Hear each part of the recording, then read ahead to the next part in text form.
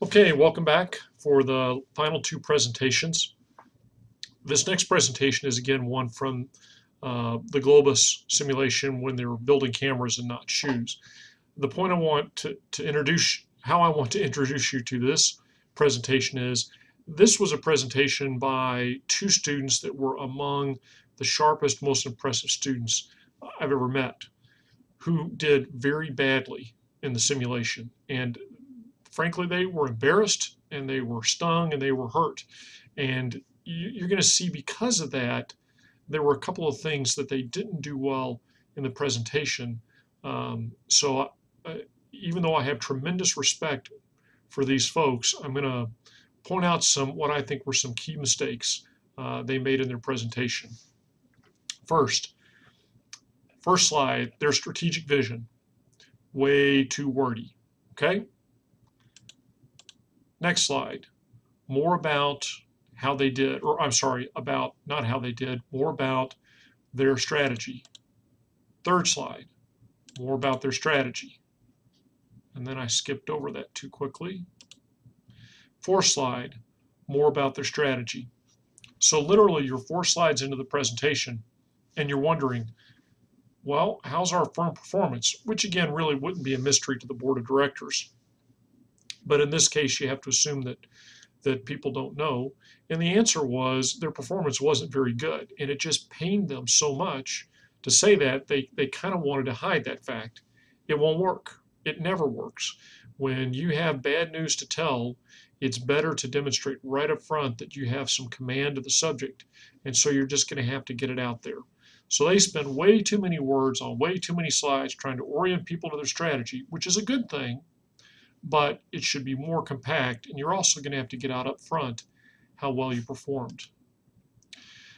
Again, this is a good slide topic in that they told you that they were going to pay their workers well, and they're trying to show that to you. A couple of problems with this slide. One is this gray background. That looks awful. And second, you see how thin these lines are on the slide. So they needed to thicken them up. So again, they're trying to take credit for what they did well. See, we said we were going to pay well. We did. See, we said we were going to have below average warranty claims. See, we did. They're talking about how they consistently paid off their debt. They consistently paid dividends until they were out of money. They maintained the targeted credit rating. And now they're going to tell you how they did. And relatively speaking, they didn't do very well. One of the things I would encourage you to not do, first of all, I encourage you not to use the slides that the computer system generates. And one of the reasons is you have, for example, these lines of annual investor expectations. I don't mind if you use that and say, well, this is what the board directed that we achieve, but to me, that's too gamey. So just get rid of it. You've got your company against a whole host of other companies, and you can benchmark yourself against them versus investor expectations, because the investor expectations is gamish and people don't care. And again, they use the return on equity because that was where they looked relatively better. And then you see from the stock price, not so good. Although you're wondering from this chart, what did they do from year 7 to year 8? Because they actually had an uptick in the stock. You're not giving any context here. Is it just because everybody in the industry did well that year because of exchange rate fluctuations or something? Or did they really do something right there that they didn't sustain? They don't answer, they don't give you the context off the slides so that you can see that. And then they talked about who their competitors were. They tried to build some slides that showed how they positioned themselves. And what they do a pretty good job with these slides is to just show that they were outfoxed and that they were slow to react. Basically, they had their strategy. They stuck to their strategy even when the competitors were doing different things and were getting much better results. And that was their big lesson learned. This is a nice slide, although we tend to use the line charts. This also, the bar chart shows you very well. And again, this points out how they performed. And you can see their bright spot was right here in year 8. So you're wondering, what did they do there? But year 9, again, a little bit better, but then boom, it all falls apart in year 11. and year 12 is better, but still well below the industry average. This is part of the story they needed to be telling, and they didn't do a great job of telling that story. Labor cost, remember they talked about how they were going to pay their employees so well? Well, guess what? They appropriately took credit for something they did well. Even though they paid their employees well, they had below average labor cost per shoe because they had such high productivity. So this is a great slide to show that part of their strategy, in fact, worked off. And then they wrap it up. What they need to do is be much more clear on the actions they're going to take. But at this point, frankly, it's hard to get off the stage when you've had a tough presentation just because you're mad at yourself for how well you performed. All right, one last presentation I would like to show you. What's notable about this is another team that did extremely poorly. They didn't try to hide that fact, and I encourage you to do that.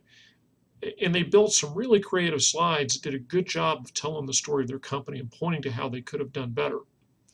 A couple of things on this. First of all, even though I like that phrase, how we doing, why we doing, how we going to do better, do not use that in your presentation. It's by no means professional enough. So they talked about how they did. Notice no context. How was their stock price versus the industry average or anything like that. Although you got to figure this is a bad story. But notice they put the revenue trace on there too, which is a very interesting thing to do, because one of the questions you get is, hey, why did your revenue go up so much in year 10 and yet your stock price fall? And why did in year 11, then you lost that revenue increase, but then in year 12 you had both a revenue increase and a significant stock price increase. So you're kind of identifying these as the key years you want to talk about, and you've got some interesting divergence going on that's going to be key to tell their story. So I think sometimes overlaying your revenue against your EPS, your stock price, something like that, is a very key way or clever way to explain how you performed. And frankly, some of you might be surprised where you see our revenue went up and our stock price went down. Why was that? And those are important issues to think about. They talk about their earnings per share. Again, they put the target on here. I encourage you not to do that. If you want to kind of norm it, put the industry average there. But nice colored slides. I don't love this light blue background, but the colors that they picked did stand out nicely. This is a fairly worthless slide.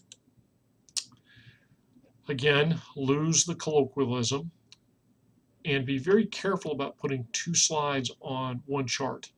Only put these two slides on one chart if these two slides are related. In this case, they were kind of related because they're trying to show you what was going on in the industry and then specifically what they were doing here. Notice they made very good use on these and many slides to come of the two-axis presentation. So if your PowerPointsmanship is up to that, that's a pretty good trick. Although you're going to walk away with the impression that their charts were too busy because they had too many of these different slides per chart. So fair criticism about the busyness, but they could have been cleaned up and they tell a very good story. In particular, some of these charts where they talked about what they did to their price, what impact that had on their revenue, and what the industry average was pretty telling in getting to the crux of their story. And the answer was they just had too high a price. But notice here they dropped way down in their price and actually their revenue went way up. So that was kind of an interesting insight. Notice that's the year, though, that they lost their hat. So what does that tell you they did? They bought market share. And they had to raise their price the next year because they lost a ton of money. But now they start to get a sense of they lowered their price, but they started to make more money. So interesting things to think about there. Again, 3 on one chart, way too much, but a lot of clever points they were able to pull off of these slides. And do not go out and just copy the slide and say, oh, we like these, you like this slide, we need to do a slide just like that. these were people that just had the price wrong a lot. And because they had the price wrong, they weren't selling any cameras. So it told their story very well. It doesn't mean at all that these slides are going to tell your story very well. Down here, this is interesting because you can see they were making the line, their major profit center throughout the whole simulation was their multi-featured cameras. In fact, this year they lost money in entry level, even though they made money in multi-feature. I also like the way they did this here. They said we dropped our they took their multi-feature camera, moved it from a 3-star to a 5-star. And there they took their entry-level camera from a 2 to a 1. So they put some key markers on this chart to say this is a big action we made here. Too busy of an overall chart, too much happening, but had they spread these on a couple of different charts, these are some of the best explanatory charts I've seen students present in the presentations that really got to the root of what their problem was. But then they kind of blew it in the end because very broad descriptions of what they were going to do. I want you to be fairly specific when you talk about what you're going to do in the future. All right, those are 4 examples of the good, the bad, the ugly in terms of the presentations. I hope this gives you more food for thought as you prepare your presentation. By no means, however, do I want to tie your hands and make you to feel like you have to show any of these particular charts. They were effective at telling these firm stories, or I showed you where in some cases firms were not very effective in telling their stories. So in all cases, that's the most important thing. Briefly then, I challenge you to tell in very succinct fashion how your company did, spend the bulk of your time in teasing out and backing up with data why your company performed as it did, and then a slide or 2 at the end that's very clear on what are we going to do better in the future. Good luck.